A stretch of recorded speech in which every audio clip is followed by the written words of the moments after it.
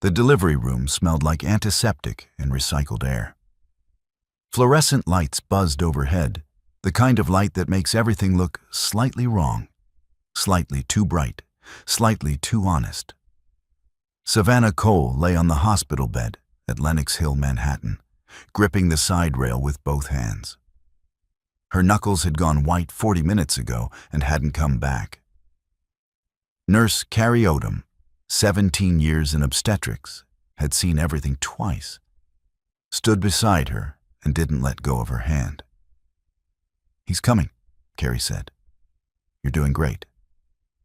"He should be here," Savannah said. Not angry, not crying, just stating a fact. The way you'd state that the window was open or the heat wasn't working. Carrie didn't answer. She didn't need to. She'd seen that look before. The look of a woman who had already made peace with something she hadn't yet said out loud. The phone on the bedside table showed 22 missed calls. All outgoing, all to the same number, all unanswered. Harrison Weld was 6 blocks away. Suite 2104 of the Mark Hotel, East 77th Street.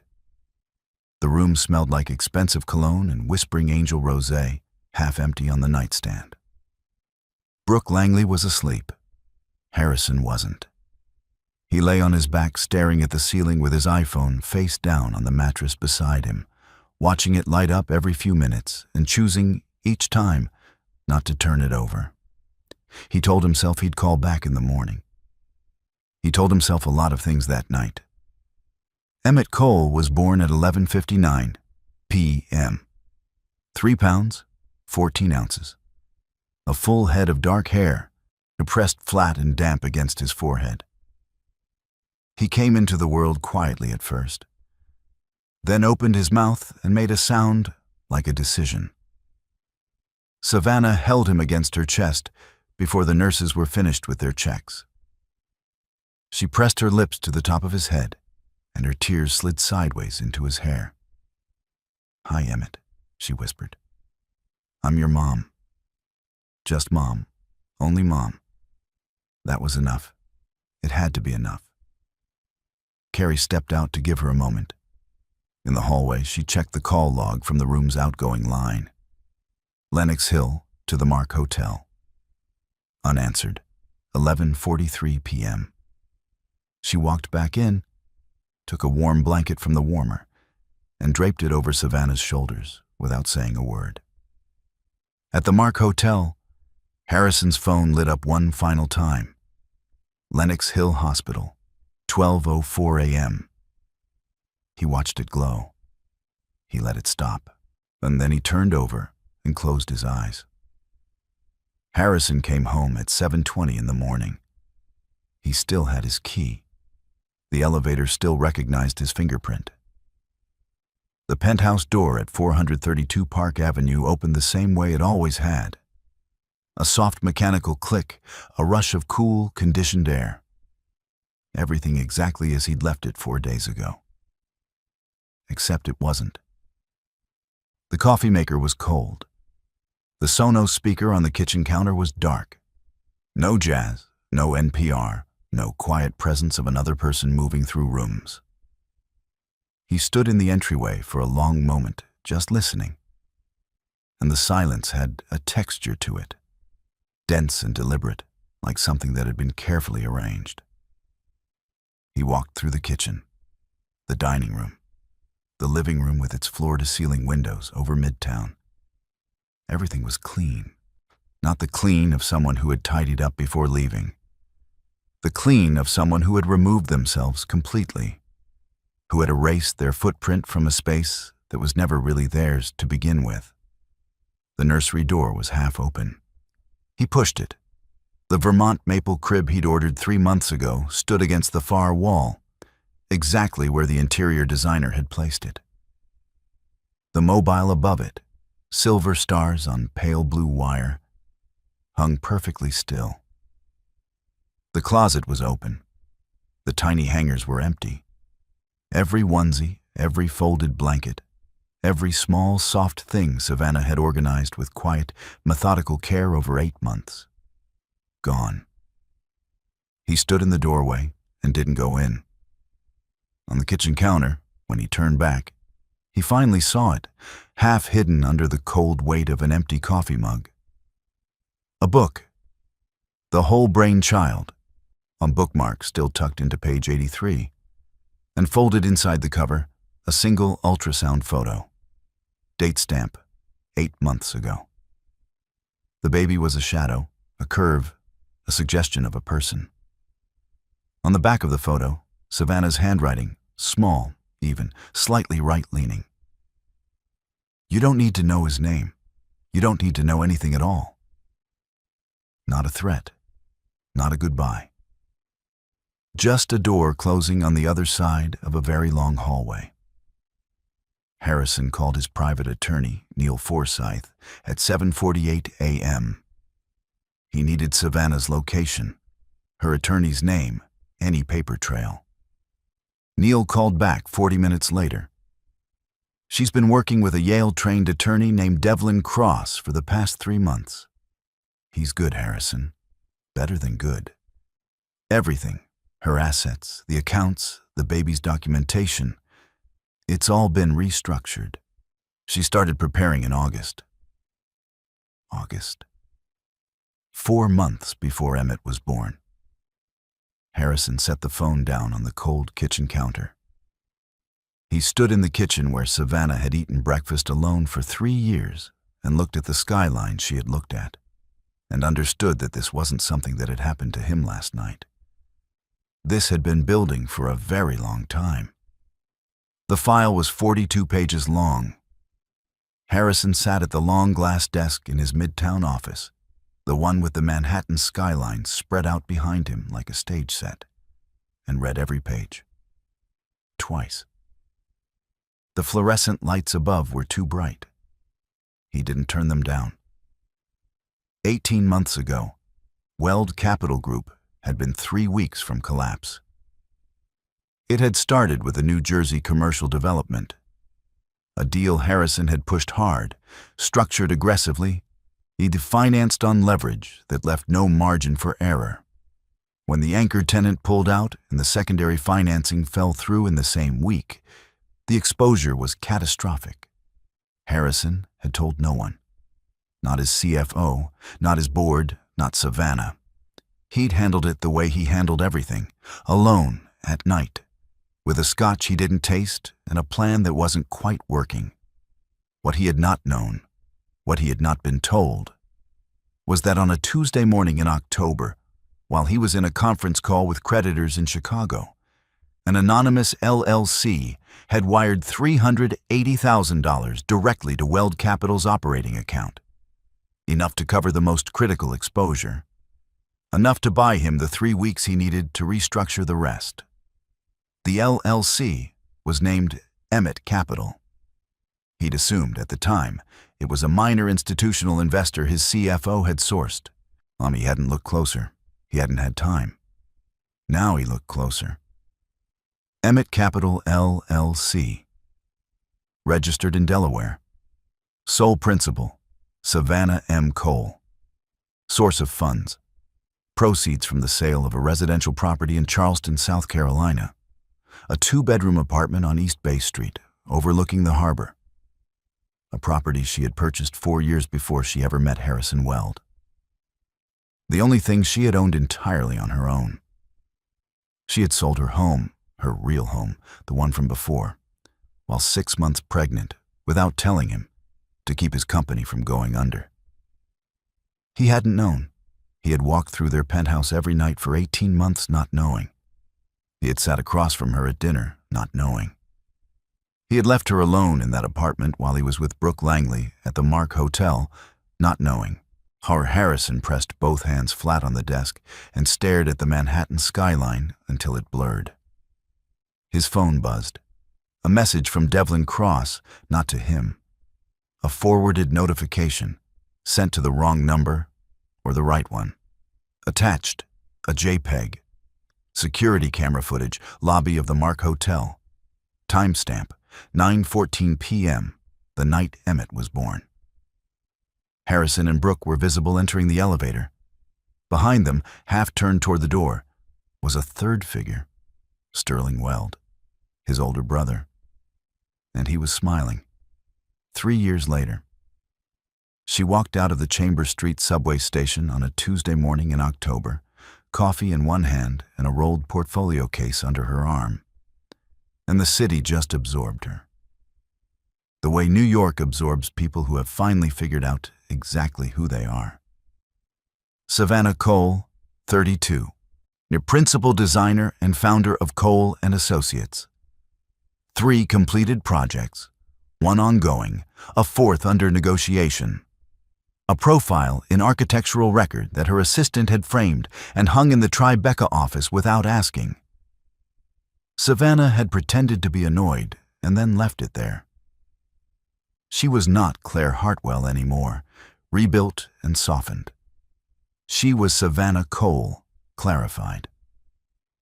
The offices of Cole & Associates occupied the 3rd floor of a narrow building on Vestry Street, exposed concrete ceilings, south-facing windows that poured afternoon light across drafting tables, the persistent smell of coffee and fresh paper. 3 full-time designers, 2 interns, 1 office manager named Dale Pruitt, who kept everything from collapsing and had strong opinions about the font on their invoices. Ano Emmett was at Little Scholars Preschool on Hudson Street. He was, according to his teacher, extremely articulate for his age and deeply committed to fairness regarding the distribution of snacks.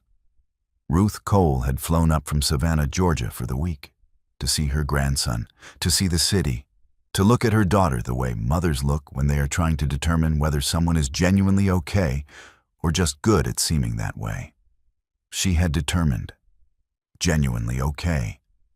Quietly, surprisingly, genuinely okay. That morning, Savannah rode the elevator to the 32nd floor of 383 Madison Avenue for the Hudson Yards bidding presentation. $22 million. Mixed use, hotel, residential, 2 floors of commercial. Biggest project she'd ever pitched. She had not known, until she saw the name on the conference room door placard, that the lead investor was Weld Capital Group. She stood in the hallway for 4 seconds, breathed once, straightened her blazer, ivory, structured, from a small tailor in the West Village who never rushed anything. Then she walked in. He was already there. Harrison Weld, 37, standing at the head of the table reviewing something on his iPad. Older in the jaw, a little quieter in the way he held himself. Wearing the same kind of charcoal suit, but carrying it differently now. Like a costume he'd stopped believing in. He looked up when she entered. The room had 6 other people in it. He saw her in approximately 1 second. She watched him process it in approximately 3. Then he looked back down at his iPad, and Savannah took her seat and opened her portfolio. The 4 studios presented before Cole & Associates. The first used the word experiential 11 times. The second had renderings so polished they looked like screensavers. The third was technically flawless and emotionally empty in a way that Harrison recognized, sitting at the head of the table, because he had spent years being the same way. Then Savannah stood up. She didn't use a remote. She tapped her MacBook spacebar herself, walking the room through each slide at her own pace, not hurrying, not performing. Her first slide had no renderings at all. Just a photograph, a real one, slightly imperfect, natural light, of a family eating breakfast in a kitchen she'd designed in Atlanta. A father lifting a toddler onto a counter, a woman laughing at something outside the frame. Morning sun at an angle that looked accidental and wasn't. So people don't rent hotel rooms to sleep, Savannah said. They rent them to briefly belong somewhere. The question isn't what a space looks like. It's what it makes you feel like the morning after you arrive. Silence in the room. She walked them through the Hudson Yards proposal, keeping the raw concrete of the existing structure exposed on the lower residential floors as an intentional design statement. not hiding the building's history, declaring it.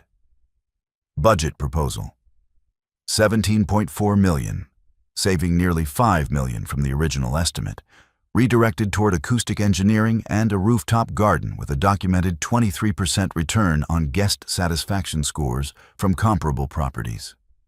She had data. She had case studies.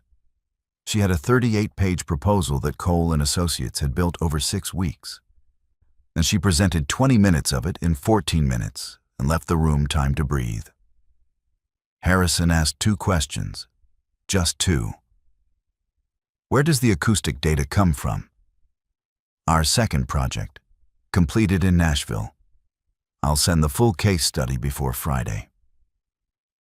The rooftop garden. What's the maintenance overhead in a New York winter? Factored into the long-term operating model on page 22. I accounted for a 20% cost buffer above Nashville projections because of the climate differential. He nodded and wrote something down. When the presentation ended and the room began to clear, Savannah closed her portfolio, shook hands with the CFO, acknowledged the room, and walked out. Harrison followed her into the hallway. "Miss Cole?" She turned, looked at him directly, with neither warmth nor hostility. The particular neutrality of someone who has made peace with something painful and built something good on top of it. "Mr. Weld, my office will follow up before Friday." "I know you will." A pause. "I also know about Emmett Capital." 3 seconds of silence. "Then you know," she said quietly, "that I handled it." She turned and walked to the elevator. He watched the doors close. Devlin Cross ordered oat milk in his coffee and never apologized for it. He was 6'2", Georgetown undergrad, Yale Law, and had the specific brand of quiet confidence that came from being right often enough that he no longer felt the need to announce it. He set a manila folder on the table at Oren's Daily Roast, Upper West Side, and slid it toward Savannah without preamble. "Before you make any decisions about Hudson Yards or the Weld Capital situation," he said, "you need to read this." Savannah opened the folder. Brooke Langley, née Brooke Ann Langley, 34, from Lake Forest, Illinois. MBA from Northwestern. PR career beginning in Chicago at a firm called Alderton Strategic Communications. 3 years ago, Brooke had been the head of PR for a Chicago-based real estate developer named Conrad Ashby. Ashby was married. His wife, Patricia Ashby, was 7 months pregnant when the affair started. When Patricia discovered it and filed for divorce, Brooke, in what Devlin's source described as a methodical and deliberate campaign, had used information about the unborn child to apply pressure, threatened Patricia's attorney with fabricated licensing complaints, and attempted to access the child's medical records through a contact at the hospital. She'd been caught, not prosecuted, not enough for criminal charges, but fired and quietly blacklisted in Chicago's PR community. She'd relocated to New York 6 months later, changed her LinkedIn, started fresh. There was someone who knew everything at the time, Devlin said. A junior PR associate who worked directly under Brooke. She documented all of it, emails, call logs, screenshots. She brought it to HR. HR buried it to avoid litigation. Who is she? Her name is June Whitfield. She's 34 now. She runs a boutique communications firm in Williamsburg. She's been sitting on this information for 3 years. He paused. She told me she was waiting for someone to ask the right question. Savannah looked out the window. The Amsterdam Avenue in October. A woman pushing a stroller, a man unlocking a bike. The ordinary momentum of people with nowhere dramatic to be. Emmett was at school right now, probably in the middle of something involving construction paper and strong opinions. "Don't contact June yet," Savannah said. "You sure?" When we move once, and we move completely. She closed the folder. Keep her warm. I'll tell you when. Devlin nodded and picked up his coffee. Outside, 2 blocks away, Brooke Langley was on the phone with Sterling Weld, describing every slide from Savannah's Hudson Yards presentation in precise detail. Ruth Cole found the old iPhone 13 in the kitchen drawer on a Wednesday afternoon while she was looking for a rubber band. She'd been using it to video call Savannah. Her own phone had a cracked screen, and Ruth had the particular stubbornness about phone repair that some people of her generation treated as a personality trait. Savannah had left the device preloaded with her contacts and told her mother not to answer anything unfamiliar. Ruth was in the living room watching the news when Emmett found it. He was 4 years old, deeply curious, and had recently developed a theory that every phone call was a potential source of useful information. He scrolled through the contacts with the focused intensity of someone conducting research. H.W. Green. Recently active. Emmett dialed. Harrison was in his office on the 38th floor, reviewing revised projections for Hudson Yards, when his phone rang. Unknown number, New York area code. Hello? Hi. Small voice, confident, unhurried. Is this H.W.? Harrison's hand went still on the papers in front of him. Yeah, this is Harrison. Who's this? I'm Emmett. I found this phone. Do you know my mom? Her name is Savannah. A long pause. The Manhattan skyline outside his window went slightly out of focus. Yeah, Harrison said quietly. I know your mom. Okay, good. I wanted to ask, do you know where to get real blueberries in New York? Not frozen. My grandma Ruth says Manhattan has real ones, but she doesn't know which store. Something shifted in Harrison's chest, a sensation he couldn't name quickly enough to stop it. I know a few places, yeah. Great. Emmett seemed satisfied. Also, why is the sky a different color here than in Georgia? Grandma says it's pollution, but my teacher says it's particles. Who's right? Your teacher, Harrison said. But your grandma's not entirely wrong either. A pause for genuine consideration. Do you come home a lot? The question was simple, completely without agenda. Emmett was 4 years old and was asking the way 4-year-olds ask things, directly, without armor. Because it hadn't occurred to him yet that some questions land differently than they sound. Harrison looked at the Mont Blanc pen in his hand. Put it down. I'm learning how to, he said. Grandma Ruth says important things need practice. She's right. Okay. Bye, Harrison. The line went quiet. Harrison sat in his 38th floor office for 6 minutes without moving. Then he picked up the phone and called Devlin Cross directly, not through an assistant, not through his own attorney. For Devlin answered on the second ring and said nothing, waiting. Harrison did not meet Sterling for breakfast. Instead, at 7 in the morning, he drove himself to a storage facility in Long Island City, where his father's personal documents had been held since Gordon Weld died 3 years ago. The unit was climate-controlled and gray, and smelled like old paper and closed time. Gordon Weld had not been an easy man. He was from a generation that expressed love primarily through expectation and withheld it when those expectations weren't met. He and Harrison had stopped speaking 4 years before his death.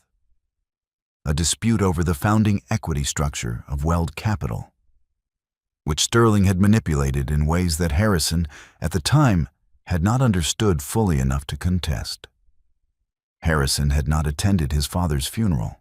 He told himself it was because of the estrangement.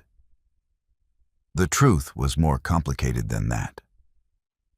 On the night of December 15th, the night Emmett Cole was born, Gordon Weld had been admitted to Greenwich Hospital in Connecticut with acute cardiac failure. A nurse had called Harrison at 6:08 p.m. He had listened to the voicemail at 6:22. He had not gone. Sterling had called at 6:45. "Dad's in bad shape. Are you coming?" Harrison had said he'd call back. He hadn't called back.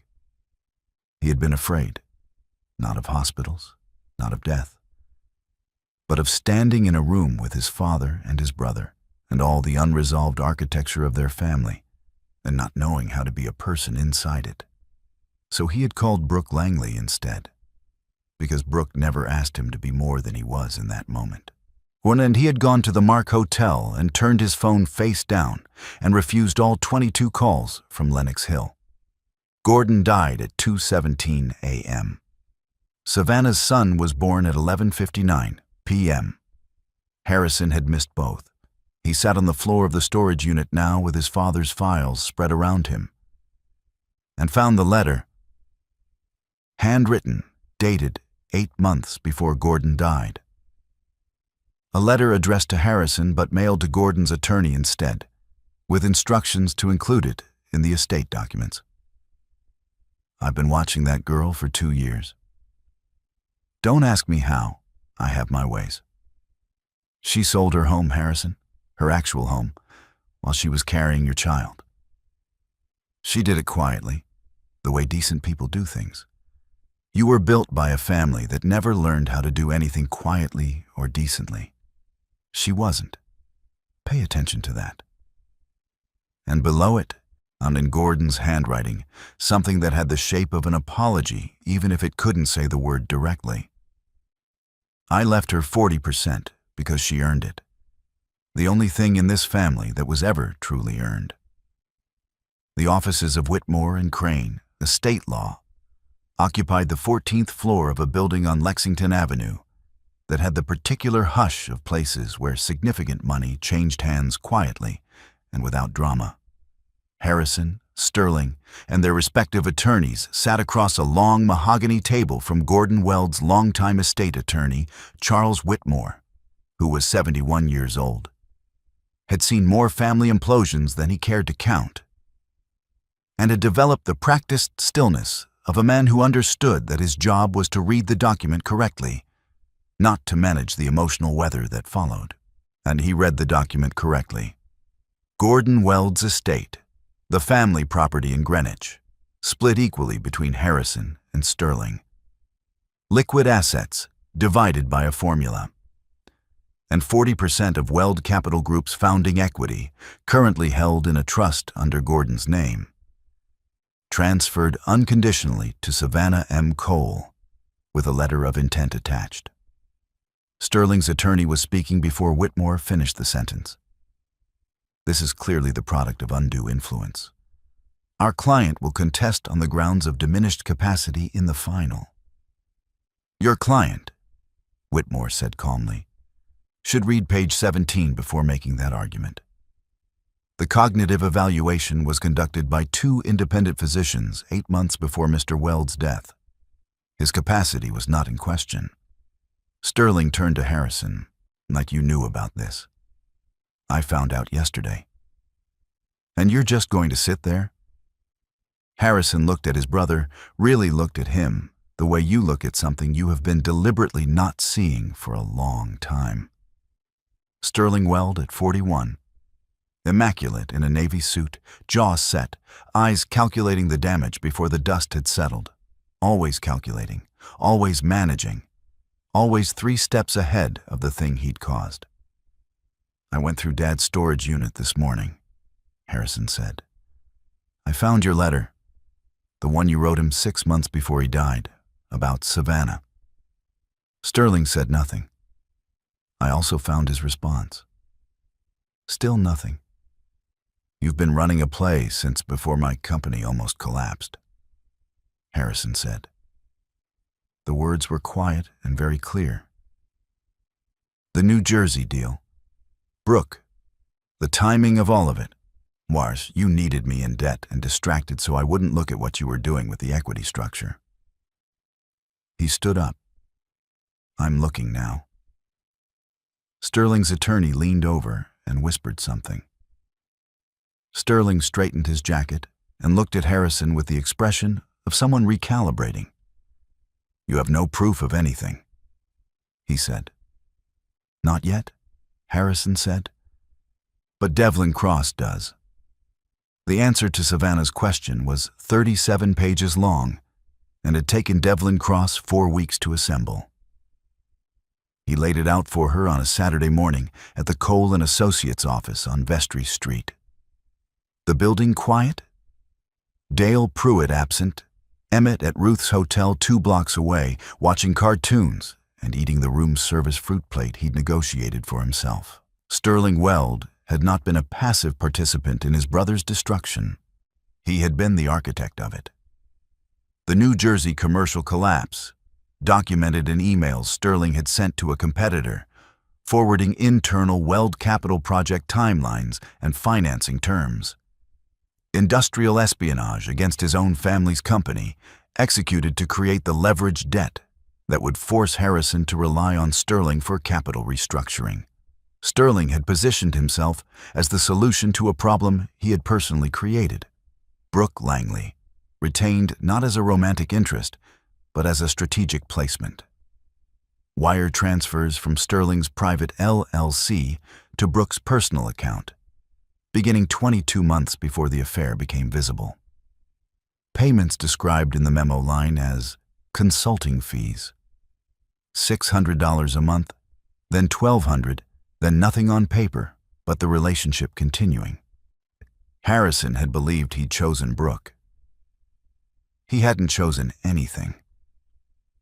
The distraction of the affair, combined with the financial pressure of the near collapse, had kept Harrison from examining the equity structure closely enough to see what Sterling was moving beneath it. That had been the entire design. He needed Harrison functional, but overwhelmed, Devlin said. Not bankrupt. Bankrupt is visible, just overwhelmed, worried, grateful when things got better, not asking questions. Savannah sat with her coffee going cold. And Brooke knew all of this. Brooke knew she was being paid to maintain access. Whether she understood the full structure, Devlin paused. I don't think it matters much. She knew enough. What do we have on record? The wire transfers are clean documentation. The emails from the New Jersey deal are admissible. Or June Whitfield's records from Chicago establish a pattern of behavior for Brooke that any decent attorney can use. He looked at her. Savannah, this is enough to refer to the SEC for the equity manipulation. And the New Jersey material is enough for a civil suit that Sterling cannot survive financially. Savannah looked at the Vestry Street window. October light, amber, and going fast. Call June, she said. Finally, Devlin said. June Whitfield was exactly what Devlin had described. 34, precise, and carrying 3 years of sleeplessness behind her eyes, like luggage she'd learned to pack efficiently. She came to the Vestry Street office on a Tuesday evening after the rest of the team had gone home. She wore a gray wool coat and carried a canvas tote bag and set a USB drive on the drafting table without ceremony, like the way people set things down when they've been holding them for a very long time. Everything is on there, she said. Emails, call recordings. I know. Illinois is 2-party consent. But I was a party to every call I recorded, so they're admissible. Bank transfer confirmations. A signed statement I prepared 18 months ago with a notary because I wanted it ready. Savannah looked at the USB drive. Small, gray, utterly ordinary. You've been sitting on this for 3 years, she said. I reported it internally at Alderton in Chicago. HR buried it. I went to an attorney. He said it wasn't enough without a willing plaintiff. Patricia Ashby wanted it to go away. I understood that. Having a baby and fighting a legal battle at the same time is not something you ask of someone. June paused. But Sterling Weld is not Conrad Ashby, and you are not Patricia. No, Savannah said. I'm not. Brooke has done this before. Not the exact same play. She adjusts the details. but the structure is always the same. Find a man with something to protect. Create access. Become indispensable. When the situation shifts, apply pressure using whatever's most vulnerable. She looked at Savannah steadily. In Chicago, it was the pregnancy. Here, it was the company. Devlin plugged in the USB and pulled up the files on his laptop. He went quiet in the way that lawyers go quiet when they are reading something better than they expected. After 12 minutes, he looked up. "The Sterling Brook wire transfers are here," he said. "All 26 of them, going back 28 months. And there's something else." He turned the laptop toward Savannah. "June, did you know about the New Jersey deal when you put this together?" "I found a reference to it in a forwarded email thread that Brooke accidentally CC'd me on," June said. "I didn't understand what it meant at the time. I kept it because I kept everything." On the screen, a single email, Sterling to an outside contact, dated 19 months ago. In the body, "NJ timeline is on schedule. H doesn't know and won't. Keep Brooke on." Savannah read it once.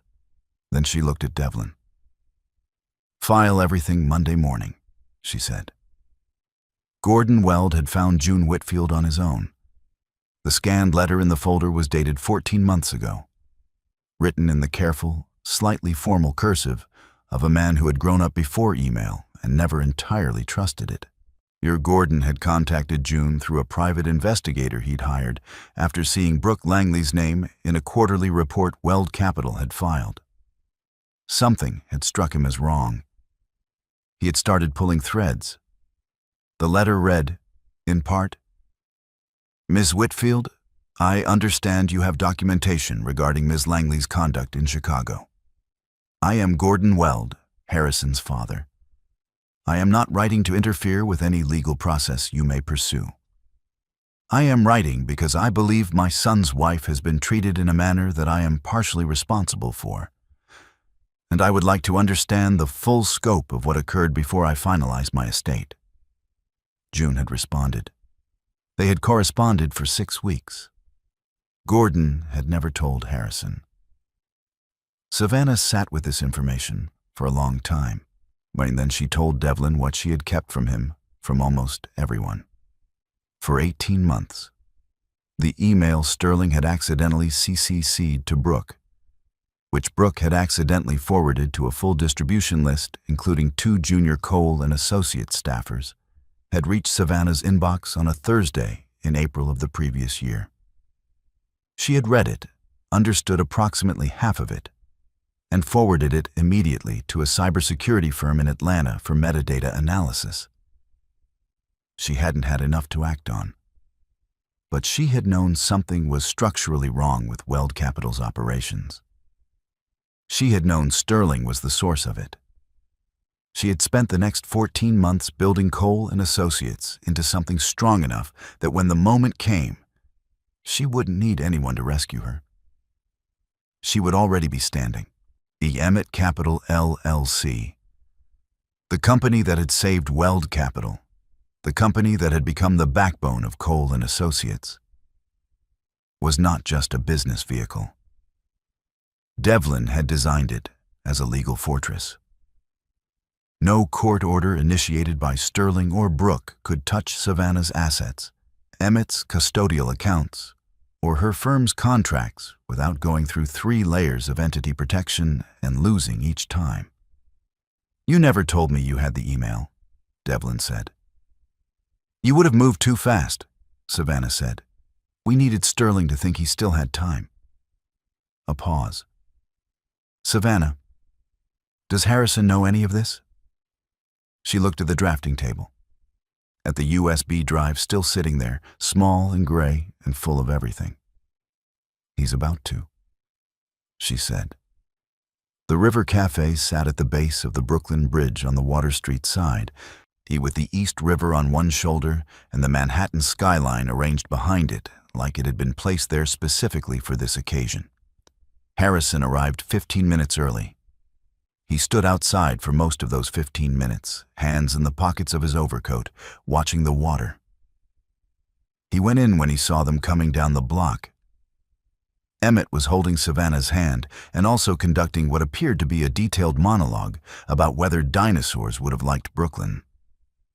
He was wearing a green dinosaur t-shirt, a baseball cap at a slight angle, and the expression of someone with a great deal to contribute to any available conversation. He saw Harrison before Savannah did. "Hi," Emmett said, direct, evaluating. "Hi," Harrison said, crouching down to his level. "Are you Harrison? From the phone?" "Yeah, well, that's me." Emmett considered this with the gravity it deserved. "You said you were practicing coming home." "I'm still working on it." "Okay. Satisfied. Do they have blueberries here?" "Real ones. I already checked." This apparently settled something important. Emmett nodded and looked at Savannah as if to say, "This one's all right." Then he walked ahead of them toward the host stand with the confidence of someone who had reserved the table himself. They sat.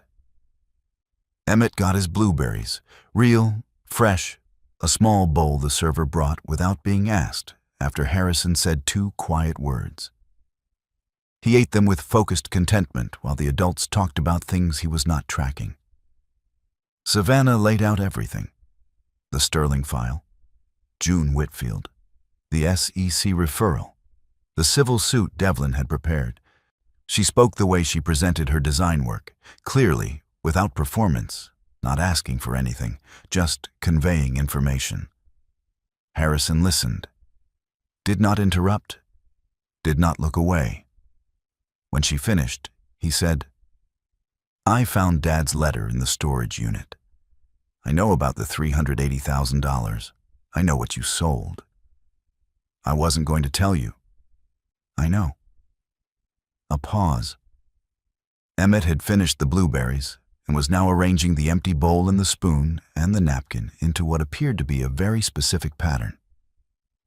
"I'm sorry," Harrison said. "Not for this conversation. For the night he was born. For the 3 years before it. For every night you ate dinner alone in that apartment while I—" He stopped. There's no version of that sentence that ends somewhere useful. I'm just sorry. Emmett looked up from his arrangement. "Daddy," he said, with the easy authority of someone stating geography, "can I get pancakes too?" Harrison went completely still. Savannah looked at her son. Emmett was already looking at the menu, one small finger tracing the laminated options, completely unaware of what he'd just said or what it had cost anyone. She reached across the table. Her hand found Harrison's. Neither of them spoke. The Weld Capital annual stakeholder meeting was held at Cipriani 42nd Street on a Thursday in November, which was exactly when Devlin Cross had timed it. 212 people in the room: investors, partners, institutional representatives, 3 journalists from financial trade publications. Sterling had scheduled a presentation on the estate dispute, framed as a governance matter, farce with a legal argument prepared to neutralize the 40% bequest before it could be formally transferred. He had been preparing this presentation for 6 weeks. He had been preparing it without knowing that the SEC's Division of Enforcement had received a referral 11 days earlier. Without knowing that June Whitfield had provided a voluntary recorded statement to a civil litigator the previous Friday. Without knowing that Harrison Weld had signed a cooperation agreement with Devlin Cross's firm at 8:15 that morning. Sterling stood at the podium at 10:04 a.m.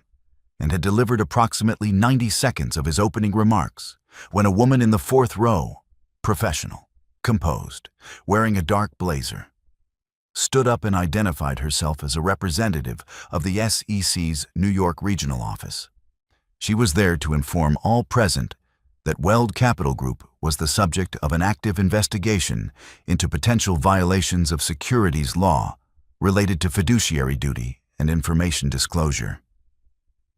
The room did not erupt. Rooms with this much money in them don't erupt. They go very, very quiet. Sterling gripped the podium. At the back of the room, near the double doors, Brooke Langley stood up from her seat and began moving toward the exit. She was almost there when Harrison came through the door from the other side. She stopped. He looked at her with the particular calm of someone who had already finished grieving something and moved on. "Your termination paperwork was processed this morning," he said. "Standard severance, per your contract. Your attorney will receive a separate communication from Devlin Cross's office regarding the Chicago matter and the consulting arrangement with Sterling." He stepped aside from the doorway. "You can go." She went.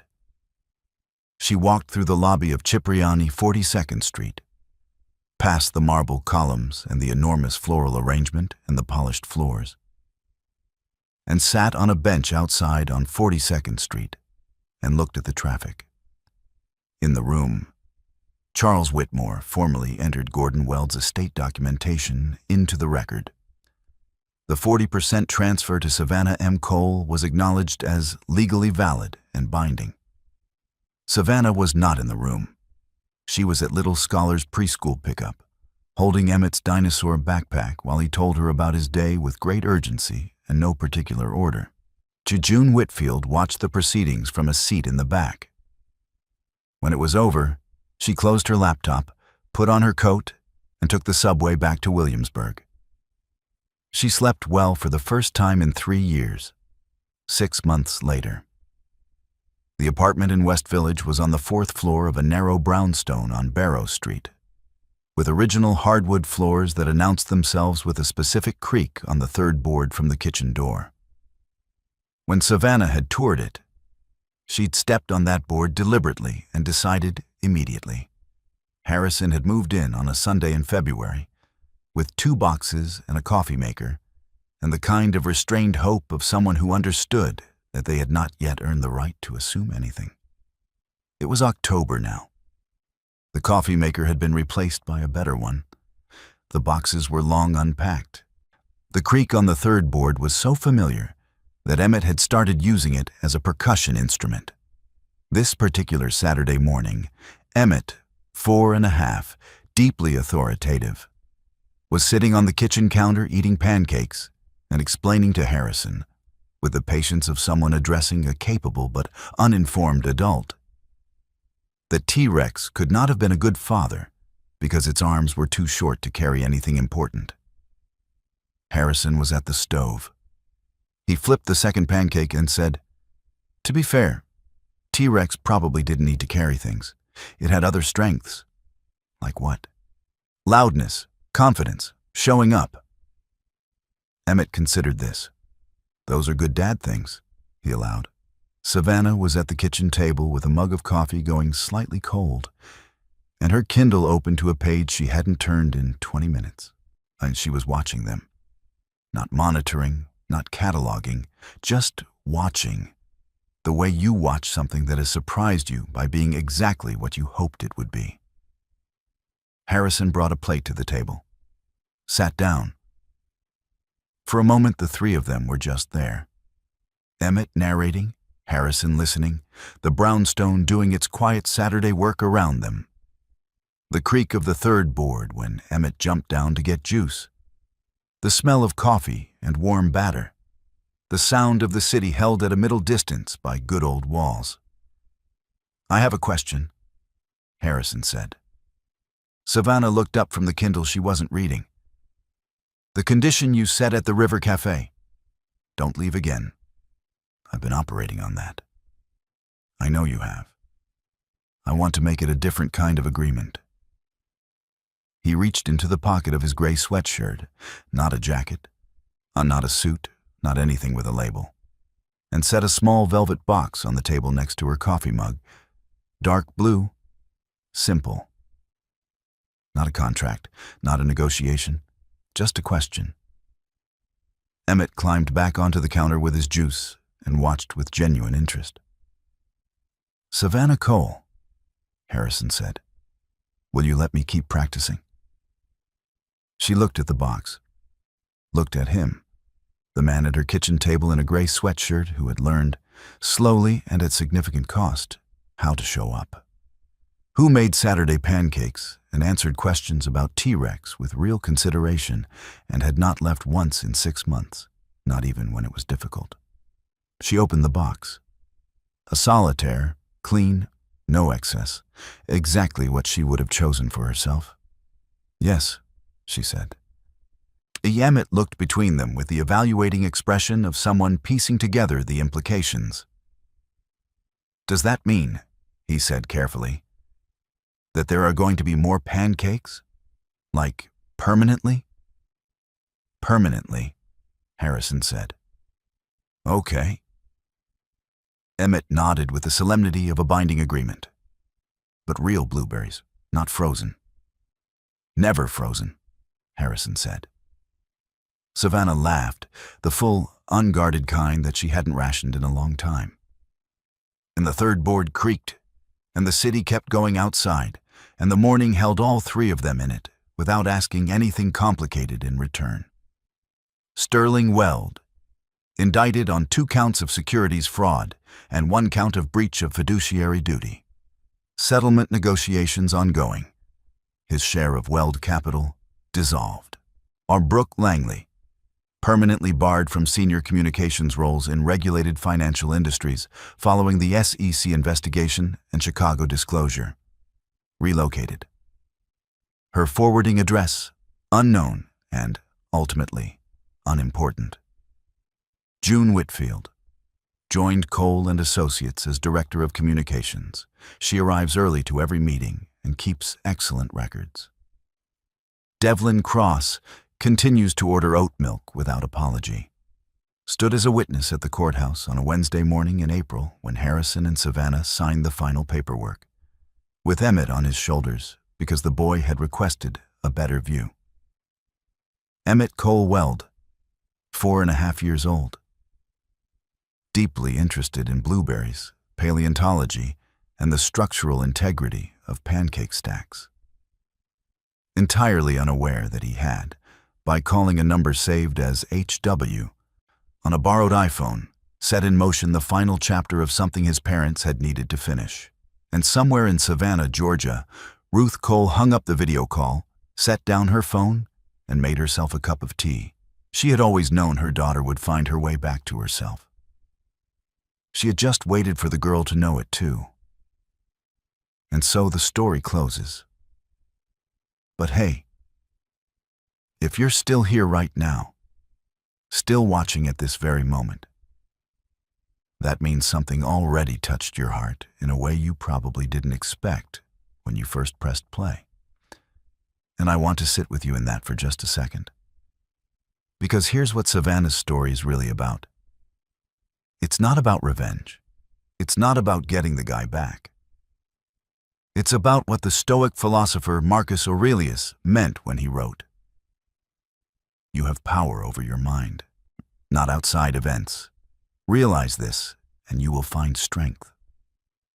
Savannah didn't wait for Harrison to fix her. She fixed herself first. She built something real, from nothing. With a baby on her hip and a broken heart she refused to let become a broken life. And maybe that's where you are right now. Maybe someone walked out. Maybe someone chose the wrong room on the most important night. Maybe you've been pouring into people who never once checked if your cup was empty. Brené Brown once said, "You can't get to courage without walking through vulnerability." Savannah walked through it, quietly, completely, and came out the other side not bitter, but bigger. That's the healing, not the wedding at the end, not the justice. The moment she decided her son deserved a mother who was whole, and she became that woman before anyone came back to witness it. So if this story meant something to you tonight, share it with someone who needs to hear it. Not because the algorithm needs it, because somewhere out there is a person sitting alone wondering if starting over is even possible. Tell them it is. And if you want more stories like this one, stories that don't just entertain but actually mean something, hit that subscribe button and stay with us. We'll be here every single time. Take care of yourselves and take care of each other. This is a fictional drama story created for entertainment purposes. All characters, names, events, and situations in this story, including Savannah Cole, Harrison Weld, Emmett Cole, Sterling Weld, Brooke Langley, and all related parties, are entirely fictional and the product of original creative writing. Any resemblance to real persons, living or dead, or actual events is purely coincidental. This content is an original narrative screenplay produced in the style of emotional drama storytelling. It is not based on true events, real news stories, or actual individuals. Names, locations, and circumstances have been created solely for dramatic and entertainment purposes. The story explores the themes of betrayal, resilience, single parenthood, financial hardship, personal rebuilding, and redemption. Topics that many viewers may relate to emotionally. These themes are handled with care and presented within a clearly fictional framework. All business entities, legal proceedings, financial figures, and institutional references depicted in this story are fictional constructs used to serve the narrative. They do not represent real companies, real legal cases, or real financial transactions. Created and produced by this channel. All rights reserved.